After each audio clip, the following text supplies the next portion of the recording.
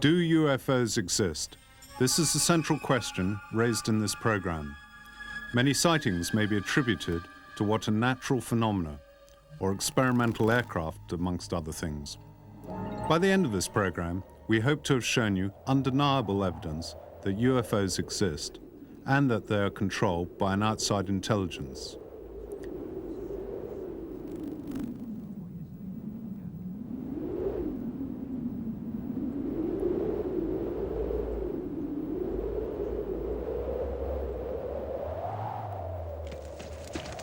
Let some witnesses speak for themselves. Giovanni Cavezio, a wine grower. Sorvolavo una zona molto conosciuta e non c'era nulla di particolare, no? Ad un tratto però I was hang gliding over an area I knew well. attratta da qualche cosa di inconsueto, no? There was nothing special. Si stagliava verso l'orizzonte. My attention was attracted by something unusual. Un qualche cosa che non riuscivo a definire, considerando It was going towards the horizon, above the woods. alla quale mi trovavo. It was something I couldn't define, considering the distance. The shape was about 2,000 meters away, and the closer I came, the more the object became difficult to define. It was hovering like a helicopter, but I realized it was nothing like that. It generated a very strong light and lacked hard outlines. It had a very strong, bright halo of light. When it was 3,000 to 4,000 meters, it went away from me in a very impressive way. It was so fast that you could barely follow it with your eyes. In form, it was dome-like, with 3 or 4 objects hanging from the sides.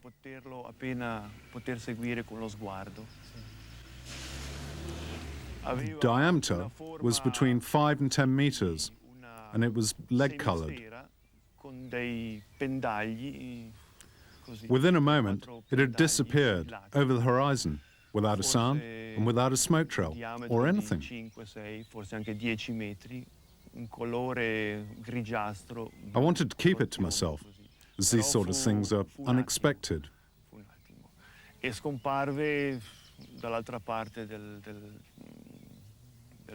That evening, when I got home, I didn't even talk to any family about it. Later, when I went to a restaurant, I met a friend interested in hang gliding, who had seen me flying in the area. He insisted I must have seen something special, because he had.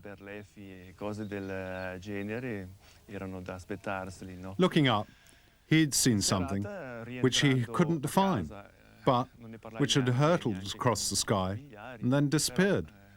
Recandomi un po' più tardi al ristorante, incontrai un amico interessato di volo libero, il quale mi disse di avermi visto attraversare. We decided that he had seen the same thing as myself.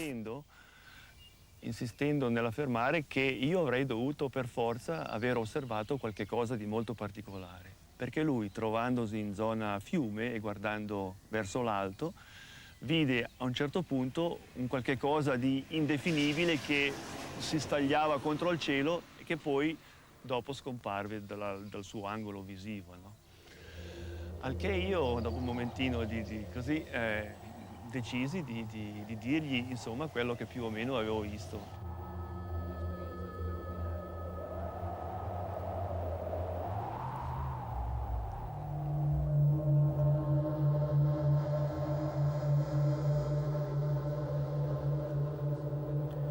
In this second interview, we have the experience of another witness. She relates a similar story to many thousands of others, with a harsh halo of light, behind which a sphere or disk appears, and then disappears away at very high speed. Miriam Bizzazero, housewife. I got up to go to the toilet, and the shutters were down. I opened them. I saw a ship on the lawn. My curiosity got the better of me and looked out. I saw something suspended over the house, but I couldn't describe it. It had a white illuminated base, rounded sides with a red band on the right, and a blue band on the left. Its shape was triangular. The center was a kind of pulsating band of light.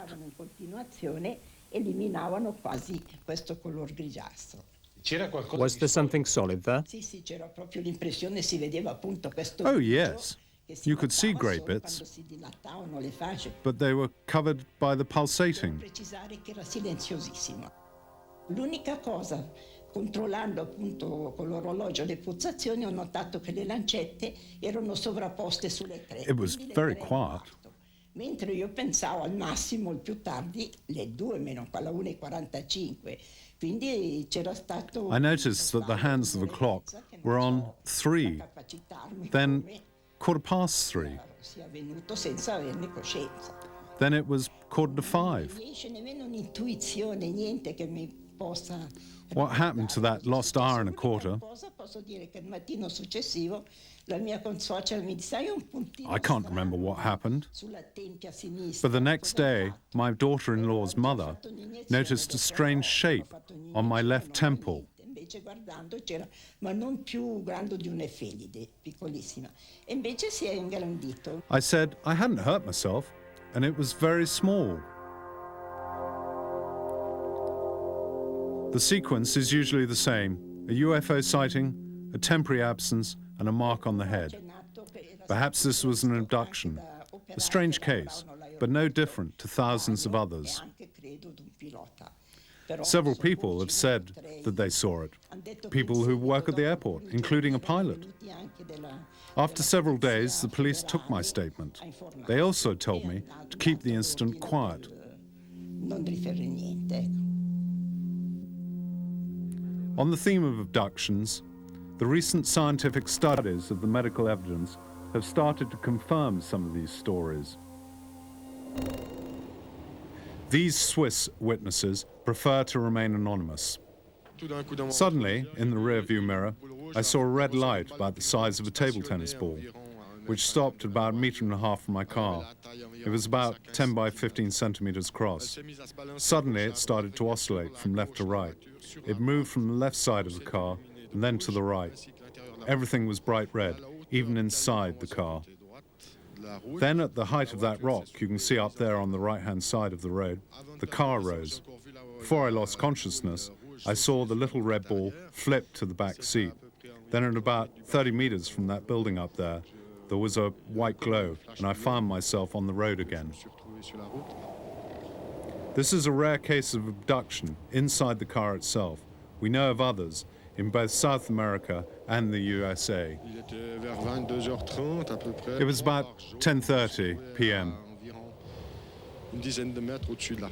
3 yellow beacons were suspended about 10 meters over the forest. They shone for about 15 to 20 minutes. They didn't move. I went towards the forest to see what it was. In my opinion, it was a spaceship. It had a distinctive shape and those lights on top of it. Having reached this tree here, I decided to go up the hill for a better view. I went up the slope, and when I reached the hilltop, I found myself face to face with an enormous hemisphere of light, which at the base was between 10 and 15 meters across. I got nearer, and my whole body started to shake. In front of me, a UFO was producing a deafening sound, emitting similar vibrations to a transformer. At a point, I ran into a wall of lights as solid as if I'd run into a concrete wall. I got close 3 or 4 times, and every time I ran into this wall. After about 15 to 20 minutes, the UFO took off like a helicopter. It went silently, except for a slight hissing noise. No more than 3 minutes later, 2 Swiss Army Mirage jets flew over. This barrier of light is talked of time and time again by independent witnesses. The following is a statement by a senior airline pilot with years of flying experience highly trained, and who has been regularly examined by medical experts. Stefano Guerra, Swiss Air Captain.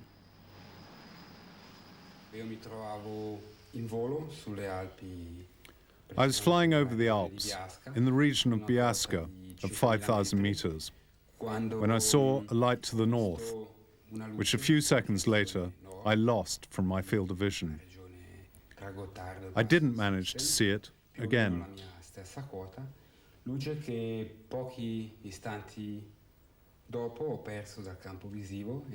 At that moment, another pilot was flying in an easterly direction, in the same area of the Alps, and asked radar if there was an object in the same place where I'd seen my object.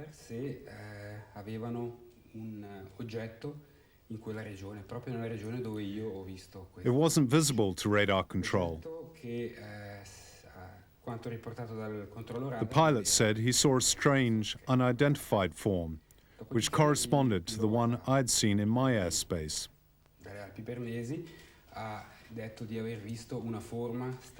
He couldn't explain it, and said apparently it was quite big, but clearly not an aeroplane.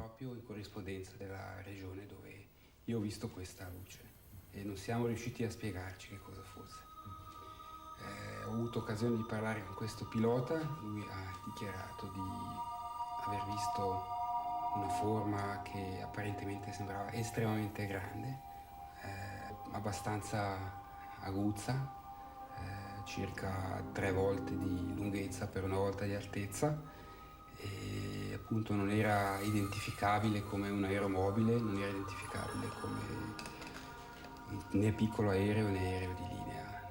Quindi non poteva, could it have been a meteorite? esperienza, trattarsi nemmeno di un meteorite? No, perché un meteorite sarebbe stato No, because meteorites move, and this one was stationary. in posizione fissa e è poi sparita di seguito. Probably the object didn't show on the ground radar at that point, because it wasn't moving like a normal aeroplane. It was an enormous area of white light, as big as 4 jumbo jets.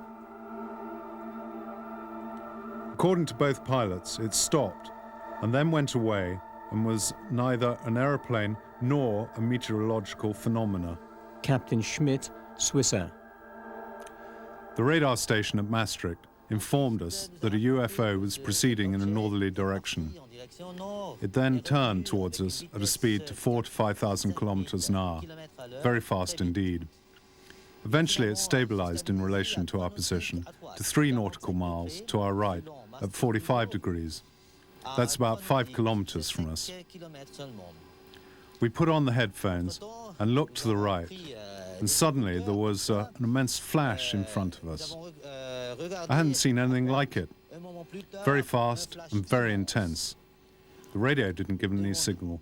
Nothing at all.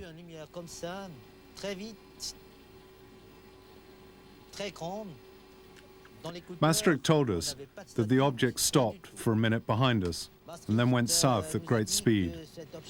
It was traveling 4 to 5 times the speed of sound.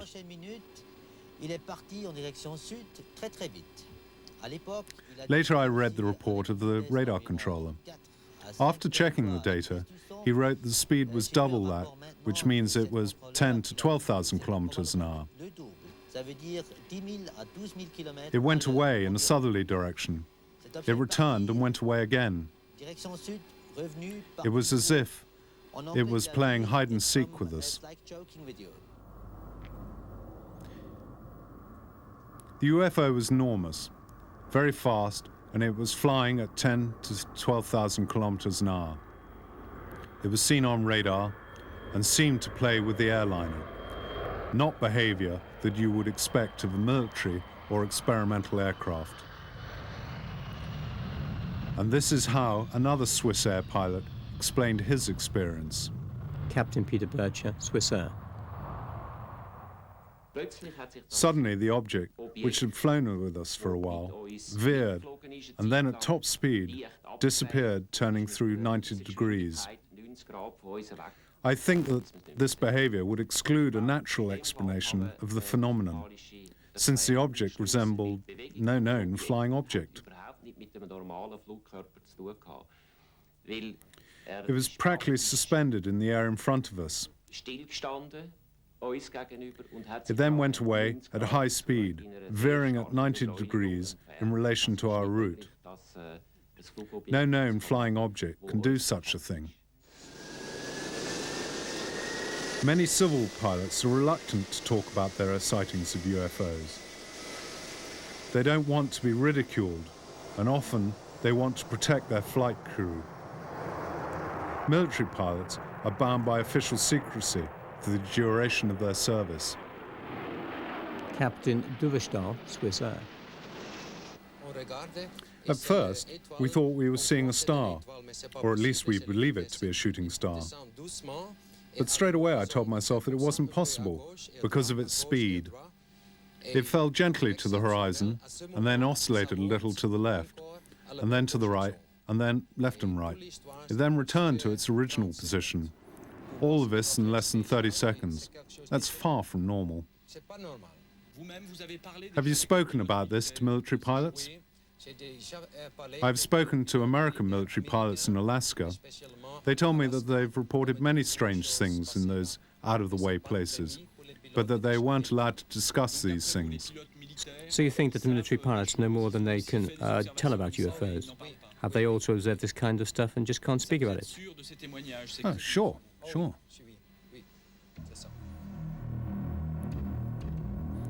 One impressive, well-documented case is reconstructed here by Nippon TV when a 707 was flying over Alaska on the 17th of November, 1986. At 5 p.m., during the flight, Commander Terauchi observed two red lights getting nearer. The control tower anchorage didn't detect anything present in the area. The lights got nearer and nearer.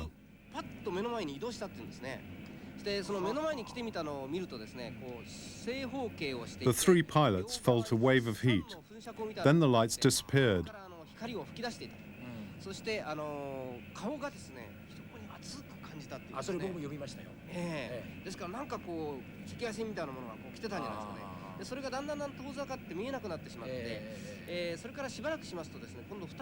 Shortly after, two white lights appeared.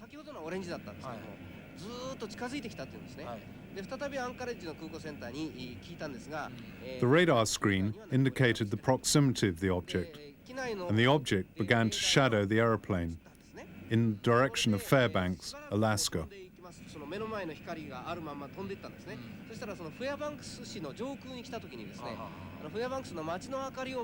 Thanks to the contrast of the city lights, the crew could see the outline of the object. We couldn't believe our eyes. It was 30 to 40 times bigger than a Boeing 707. We tried to shake off this object, and I veered the 707 away. The control tower asked if we required the intervention of a military fighter. We replied that it would be too dangerous, as an El Al aeroplane needed to cross our flight path. Towards 6 p.m., the object disappeared. The sighting lasted for an hour. These are the sketches by Captain Terauchi. Both he and his crew saw an enormous UFO. It was under control, and he felt there was every possibility that it hadn't been constructed on Earth. As well as the testimonies, there are photographs and film sequences which document UFO sightings. These have been gathered from all over the world, including films shot in the skies over Mexico, taken by a group of video activists calling themselves Vigilantes, who have about 100 members. We're a group of friends from the four corners of Mexico. We always have video cameras with us, at work, at school, so that we're always ready to film a UFO as it appears. En el momento que tengamos cualquier objeto volador no identificado, lo podamos filmar. The film sequences have been examined by the Institute for Information Science at Seoul University in Mexico City. They subjected the film to a battery of advanced tests.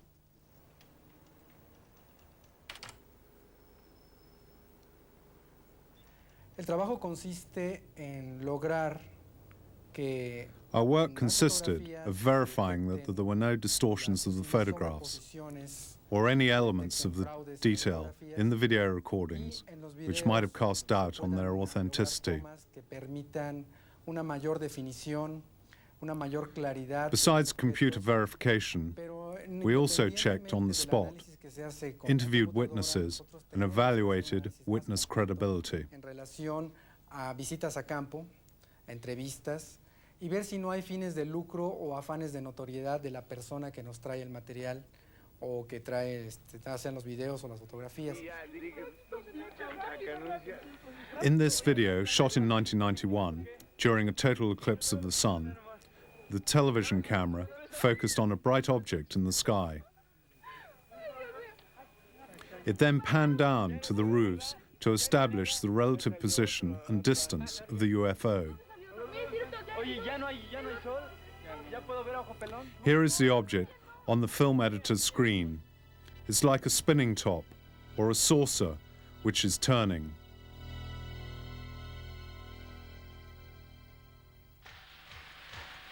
And now another UFO in the Mexican sky.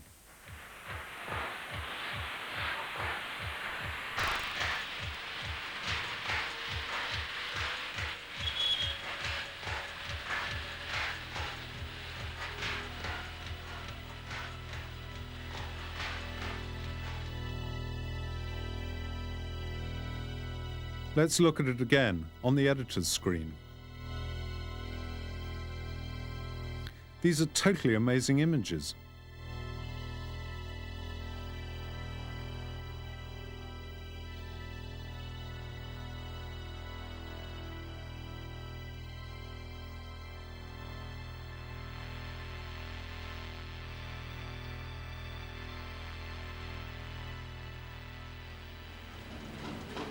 This is 1992. Watch the UFO as it moves about the sky.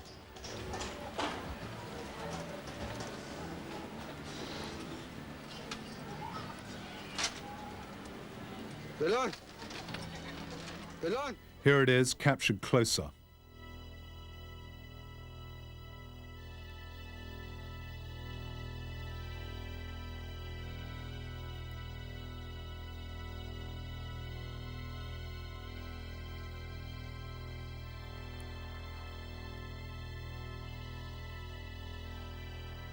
No, 1994, and another UFO. This time in the skies over Mexico City itself.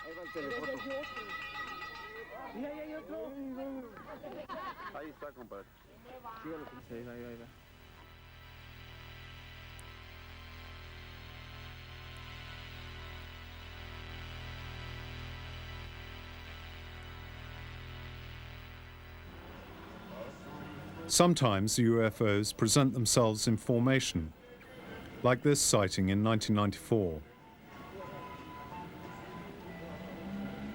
The question as to the authenticity of the films seems to have been answered by Professor Quezada. To be a hoax, they would have had to have falsified the film on hundreds of videos taken by the vigilantes. A very expensive conspiracy. Who could possibly gain from it?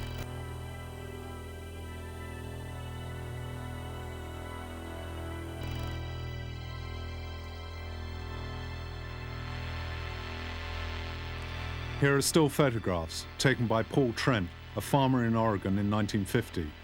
These have been verified by military aviation laboratories in the USA. Here is a photo of a UFO taken in Germany and a thermographic analysis.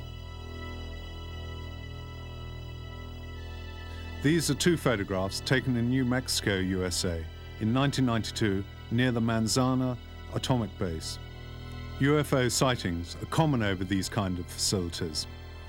And this is a long series of photos taken in 1987 by a Mr. and Mrs. Walton in the Gulf Breeze area of the USA. Some claim that they're a hoax, but examination of the photographs by a leading expert has confirmed their authenticity. I was confronted with the problem of, could this be real? It was hard to imagine that Mr. Walters could hoax photos and then have everybody else, have so many other witnesses agree with him. It would have to be a grand conspiracy, or else other people were seeing something and he was photographing it. In any case, I studied the photos very carefully. My conclusion is that all those sightings were real. It's important to remember that the same phenomenon was photographed in other countries at the same time.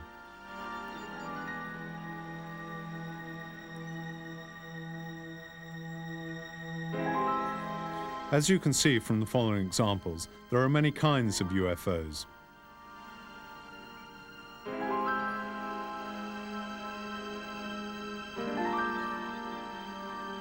Another element in the study of UFOs is the examination of traces that are left on the ground where alleged sightings have taken place. Sometimes a whitish substance falls from the UFO. Its analysis has given some disconcerting results. Noi abbiamo analizzato queste tracce e che cosa abbiamo trovato? Due cose molto importanti. What have we found so far? Primo, che il terreno non era bruciato come There are two important things. Tutta la storiografia degli UFO dice. The first was that the ground was not burnt as we thought. It was in fact crystallized by microwave radiation. The microwave in question would have been 50 million times stronger than an industrial oven. Imagine the power of it. Bene, noi per la prima volta siamo riusciti a riprodurre il fenomeno in laboratorio e a misurarlo. We managed to test the phenomenon in the laboratory. Galileo would have been proud of us. Quindi nessuno scienziato al mondo può più dire che noi. We demonstrated the cause of the crystallization, and nobody can say it isn't true, because we did it under laboratory conditions. We examined deposits formed on the ground by the UFOs, and these gave us some disconcerting results. In 1957, a deposit from a UFO was analyzed, and it was found to contain magnesium, a magnesium much heavier than anything known on Earth. It didn't have a nucleus, and it was really much heavier than our magnesium. It was definitely magnesium from space. The French, in 1967, found a similar deposit, and this was also magnesium, and it was much heavier than terrestrial magnesium. I have a simple conclusion from all of this, and other evidence. I'm absolutely convinced it was of extraterrestrial origin.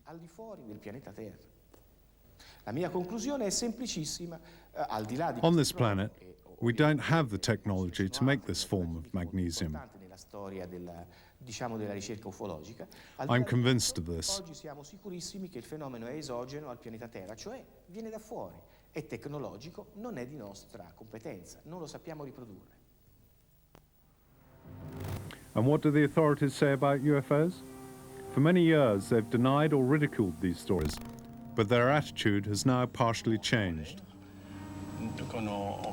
We saw a big object in the sky which we couldn't identify. It had very powerful lights which directed at the ground.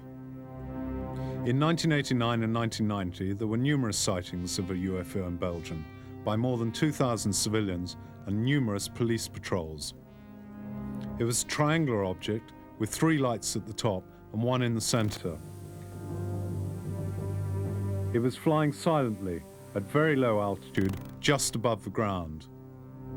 This photograph of the object, complete with thermographic analysis, is a filmed sequence.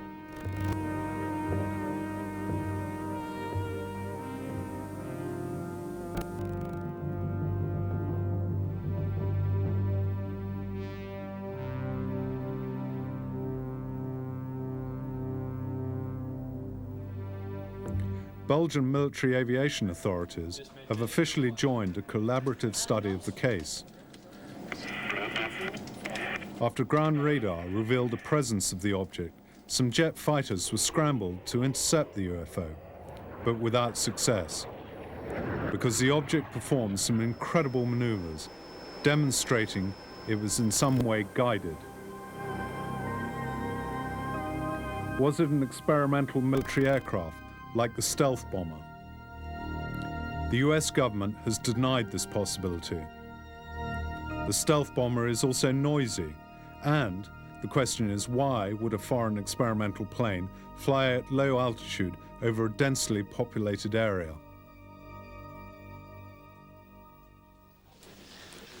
Belgian Air Force General Charles de Bruer held a press conference on the 18th of December 1989 to confirm that they had intercepted UFOs.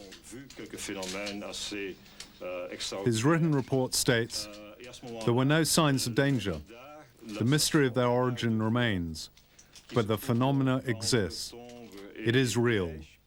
A été contacté plusieurs fois pour demander s'ils avaient des observations au radar aussi. Et nous avons donc les deux radars ont The UFO sighted over Belgium is very similar to that sighted over Ticino by our Swiss housewife, and the UFOs filmed over Pueblo in Mexico.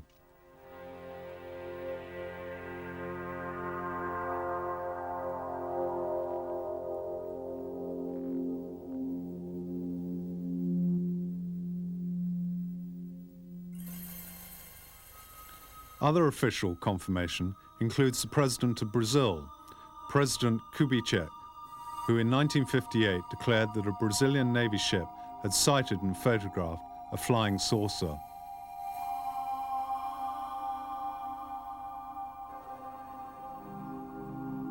These are the documents.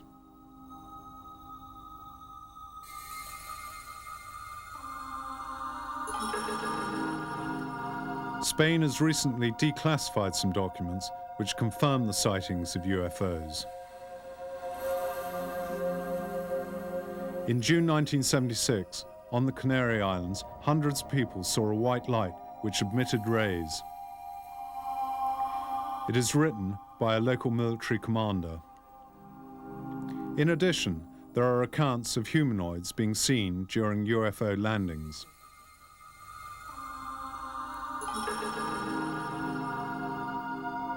Still in Spain, a highly luminous disk was seen to come out of the sea. This sighting was confirmed at the same time in Italy. In 1978, the three pilots of a Spanish supercaravel flying over Valencia saw three red lights, which seemed to be at first on a collision course and then to dance in front of the aircraft. The caravel was forced to make an emergency landing, and fighters were scrambled to intercept, but they failed to make contact. In 1975, on the Bardeneas Reales military base near Navarra, a UFO was seen at low altitude. Until the end of 1990, the Spanish government had always denied the existence of any UFO file. And the same goes for the UK. Before 1990, there had only been the occasional comments as we list here. Lord Dowding, the Air Chief in 1954, suggested that 10,000 UFO sightings had been made and recorded. He also asserted that these were of extraterrestrial origin. In 1954, an RAF pilot named Saladin encountered some UFOs. This is Saladin's sketch. Ralph Noyes, Defense Secretary, is said by 1964 to have seen Air Force film of UFOs. In 1978, an English policeman, Tony Dodd, saw a UFO with a colleague. Then, in 1980, it was the turn of PC Alan Godfrey. And yet, as we have seen, there was no official confirmation of the sightings. All were treated as top secret. This secrecy has extended to the highest levels, with Chief of Staff Admiral Hill Norton declaring that he was kept in the dark on the existence of a special UFO department.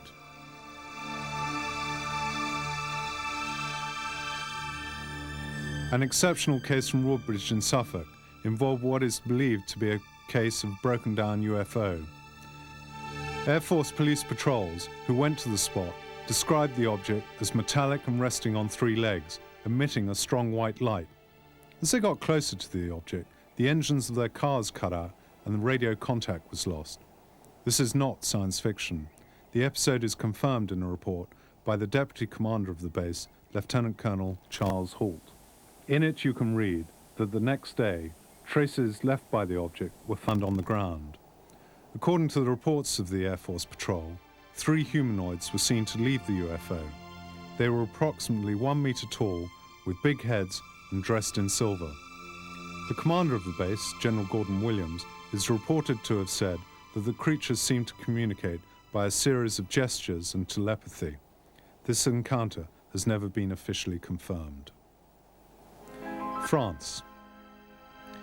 In February 1974, the then Minister of Defense, Robert Gallet, declared in an interview that for 20 years the French had been studying UFOs. The results of the official studies were published, including the analysis of traces left by 2 UFOs in 1975 and 1981 in the south of France. An extract from the report states, "The physical phenomenon exists. Its place of origin, method of propulsion, and behavior are all beyond human comprehension. Since this, all information has virtually been embargoed by the French." Italy, since 1978, has listed its sighting of UFOs. These are the sightings listed in the 80s.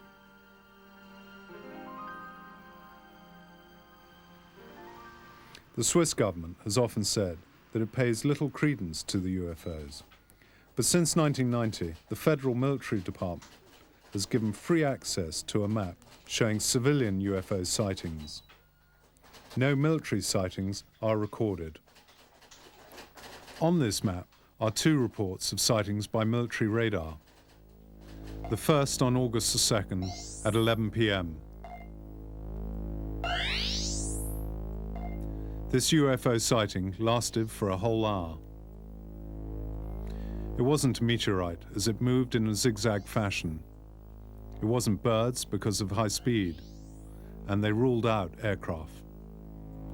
On the 13th of June 1993, radar showed a UFO moving not horizontally, but vertically over a military base, with changes of altitude from 5,500 meters to 8,500 in a few minutes. The object was also capable of moving from 8,000 meters to 20,000 meters in a few seconds. The experts have also not commented on this photograph, which shows a UFO spotted by a Swiss Army Mirage. The photograph has been certified as genuine by computer analysis.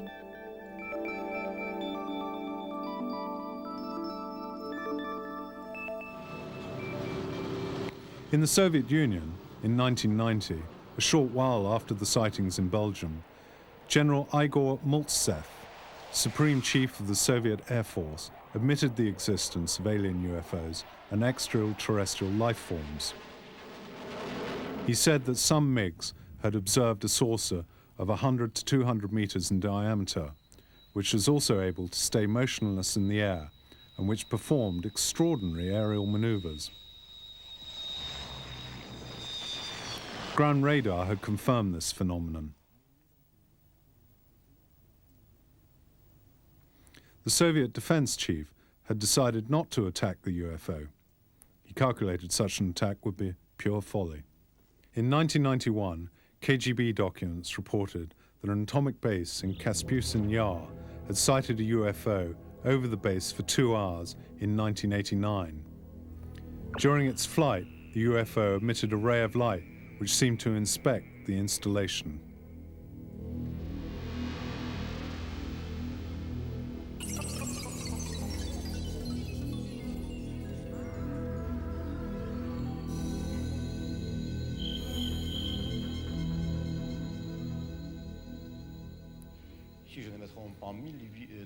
In 1984, a UFO was seen in Ukraine above a missile base, but no intervention was possible. After the UFO left the airspace of the base, the guidance systems for the missiles used on the base were found to be inoperative. All the systems had to be reprogrammed. US atomic bases have experienced similar systems malfunctions after UFO appearances. Au-dessus des missiles, et là c'est la même chose, le même scénario. The Berlin Wall fell in 1989, and the official Soviet news agency TASS, for the first time, reported the landing of a UFO at Voronezh. Some children and numerous adults were witnesses. TASS reported that the Voronezh UFO had landed humanoids and robots. This episode was repeated 3 times. The witnesses were questioned by Western experts and were thought to be credible. Studies of traces left by the UFO revealed substances not known on Earth. The disk had the form of an egg.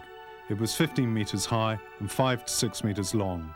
On the basis of the Earth's disturbance, it had to weigh at least 11 tons.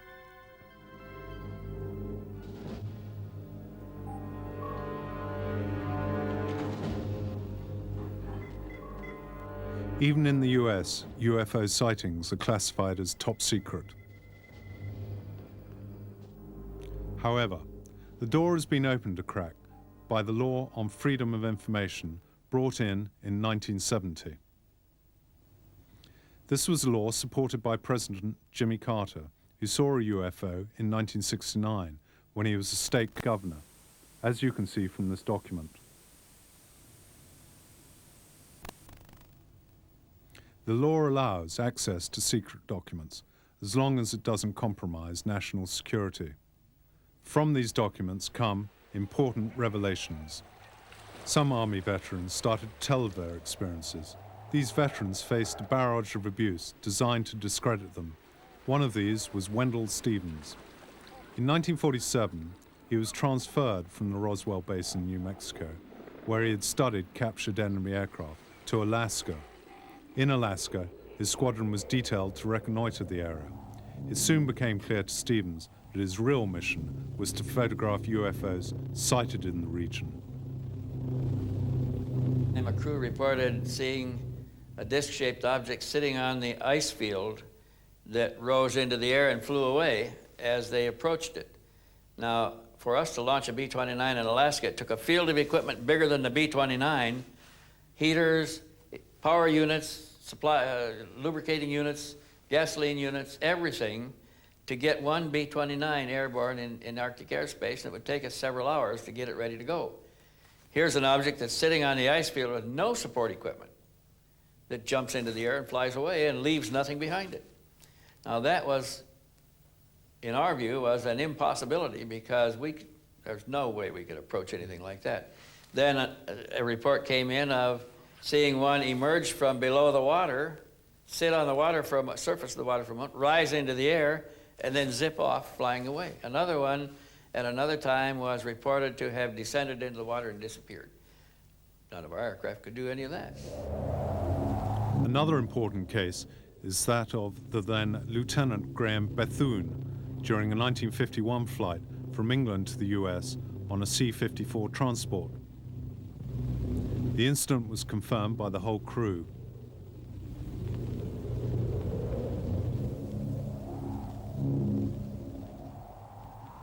We began to see lights. There was a pattern of lights on the water, right on the water. And the size of this pattern of lights were really disturbing because it looked like many ships or aircraft carriers or what have you tied up in maybe a ring of lights. So we didn't know what was going on. We passed over the guard ship, which is a weather ship, which reports the weather to us, any ships in the area and this type of thing. So there was no ships in the area. There was no activity in the northern lights, the aurora borealis. There was nothing plotted in the area, so it really, we wondered, well, what are we seeing? Maybe they're doing some secret type of recovery or something in the water. The next thing we saw was like a old small halo about 25 miles away. That halo came to us like that 25 miles that fast. And of course, I disengaged the autopilot because the size of this thing, we couldn't see anything else out of the cockpit except that craft. And when I started to push the nose over to go under, it stopped about 15 degrees off the bow, about 200 feet below us, maybe 1,500 feet out in front of us. And at that time, it was above the horizon. At night, it's very difficult to see anything, but we could see the dome. We could see it was a dome-shaped ship. We could see roughly the size of it. Then immediately it pulled away about 5 miles away at an angle and sat there and flew with us. This is the official report of the episode.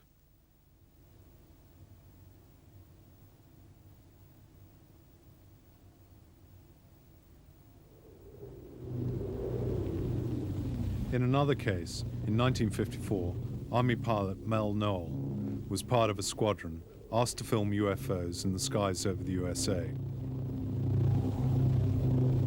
Their film sequences of UFOs were shown at the base. We were shown somewhere in the area of 600 still photographs and a fair quantity of gun camera film that had been exposed just coincidentally with the sighting. Soon the squadron sighted 5 objects without managing to film them. It was 5 days later. We ran into either the same or another 5. And at that time, we felt we succeeded in getting them on the film. And approximately, I think it was a week after that, we ran into a total of 16 of the things. And we were having, at that point, we were having some relatively severe psychological problems. These were pilots in their early 20s, defenseless in the face of the UFOs. While they were observing them, something incredible happened.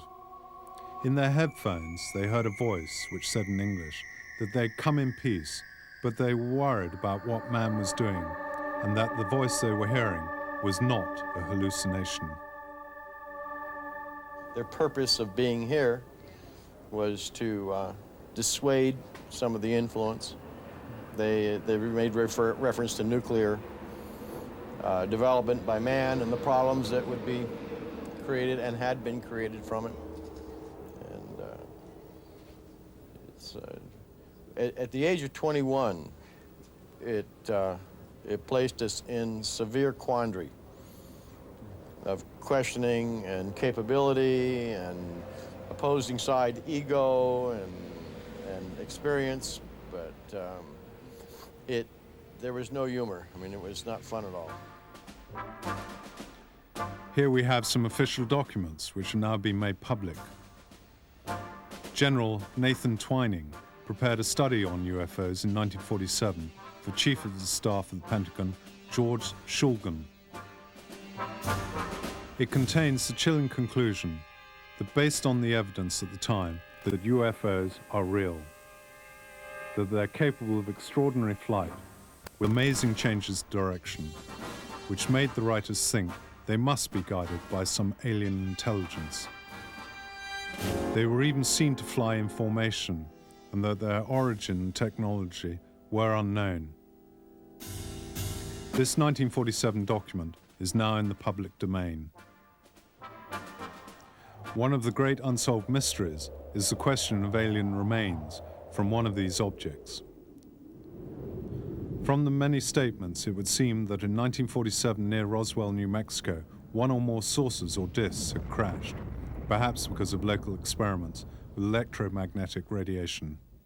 Mac Brazel, a farmer, harvests some strange materials and took them to the airbase at Roswell.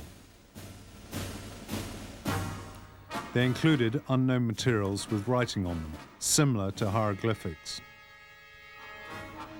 The base commander examined them and in a press release declared them to be the remains of a recovered UFO. A few hours later, General Ramey, under orders from the Pentagon, denied the find and said the debris was the remains of a weather balloon. Roswell is a much-discussed incident. The official documents in 1947 have the handwritten notes of FBI Chief J. Edgar Hoover. On them it says, "The FBI must have access to the recovered UFO." Another thorny question has been, were alien corpses recovered from the crashed spacecraft?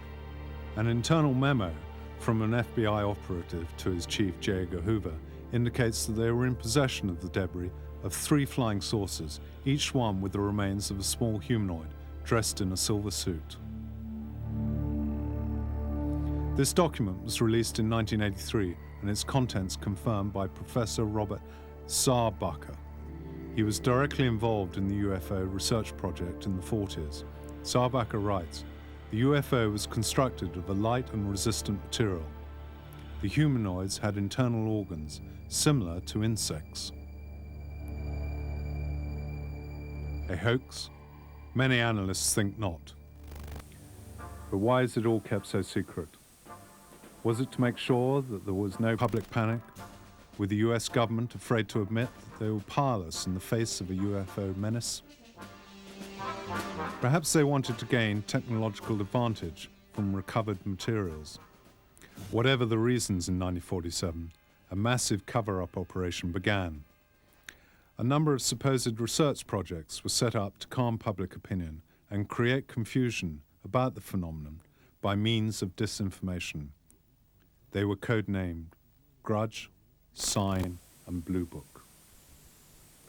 The real research took place under the greatest secrecy, within the project Majestic 12, a project run by Professor Vannevar Bush, now dramatized in the UFO series Dark Skies.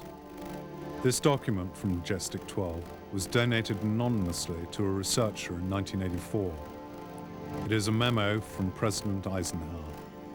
It states that on the 7th of July 1947, a UFO came to Roswell with a humanoid on board, that it had been reported to the press that it was merely a weather balloon.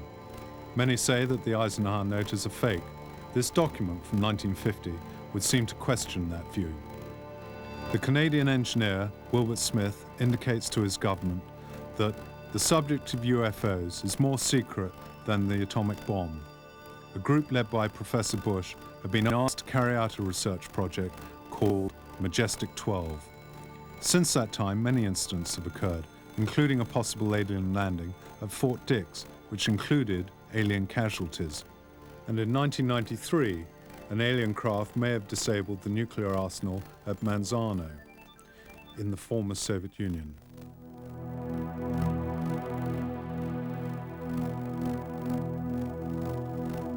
With these spectacular video pictures of a UFO, we conclude this part of UFOs, The Complete Truth.